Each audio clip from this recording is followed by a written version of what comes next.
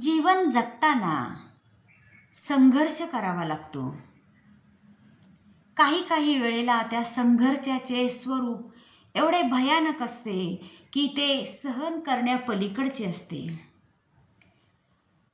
एखाद्याच्या वर्चस्वाखाली दबावाखाली जर राहावे लागत असेल तर त्यास मरणप्राय यातना होतात, मुक्या वेदना होतात, म्हणजेच त्या कुणालाही बोलून दाखवता येत नाहीत.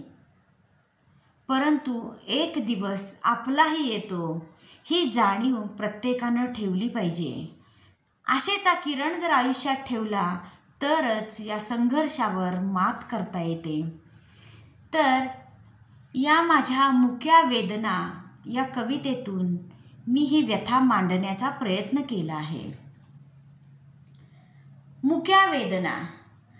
हसत जगावे सर्वास वाटते, हसत जगावे सर्वास वाटते, पण नियतीचे चटके कुणान चुकते, पण नियतीचे चटके कुणान चुकते.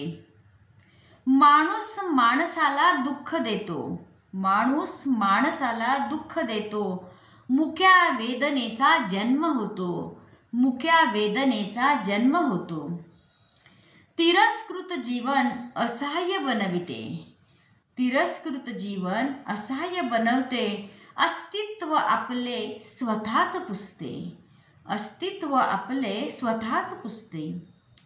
प्रतिकार करण्याची इच्छाच मरते, प्रतिकार करण्याची इच्छाच मरते, मुक्या वेदनेने जीवन होरपळते, मुक्या वेदनेने जीवन होरपळते.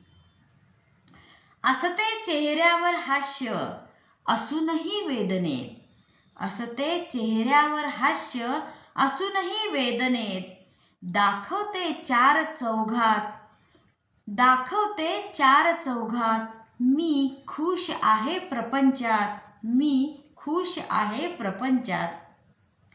मुक्या वेदनेचा त्रास कळतो परमेश्वराला, मुक्या वेदनेचा त्रास कळतो परमेश्वराला, बनून सावली भक्ताची सोबत करतो त्याला, बनून सावली भक्ताची सोबत करतो त्याला.